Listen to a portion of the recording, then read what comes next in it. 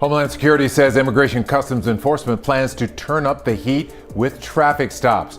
What Houston community leaders are saying just 10 days after the ICE shooting of Lorenzo Salgado.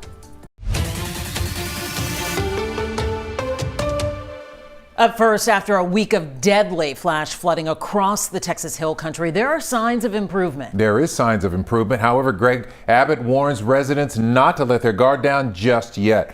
Despite the rain ending, state officials say water levels across rivers are expected to rise again over the next few days, and flooding is likely to return. Matt Doherty in the Hill Country tonight. He's been there for several days. He's at the Medina River. How are folks doing there, Matt?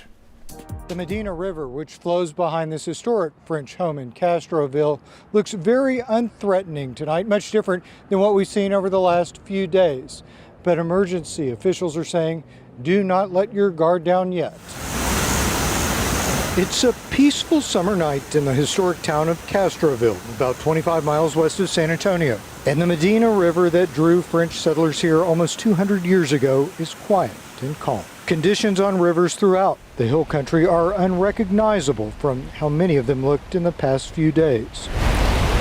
The flood took one man's life yesterday when the rushing water lifted his home in Kerrville and carried it to the Guadalupe River. Today, neighbors in the northern part of the town are cleaning up their homes after they evacuated in the middle of the night. I looked at it about 2:30 and it was up to the tree line on this side. And by the time I got the family and the dogs out,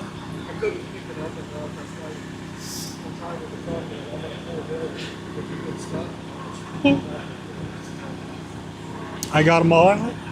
River Sentry poles installed after last year's flood alerted neighbors when the water started rising. The one river that remains the greatest danger to this community is the Nueces River. The Nueces River Bridge was ripped apart by the force of the flood water, cutting off communities in Uvalde. Governor Greg Abbott toured the damage this afternoon and warned residents the threat is not gone. Even though the worst of the rain is going to be behind us, for a while, as in for days, the rivers are going to continue to rise.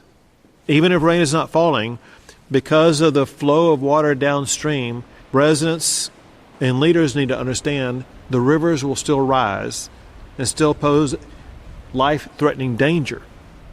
2 deaths have been attributed to the floods so far, but emergency officials say this could have been much worse. They credit preparedness and early warnings for saving many lives. Lynn. Being prepared certainly has helped. Matt, thank you with the latest there.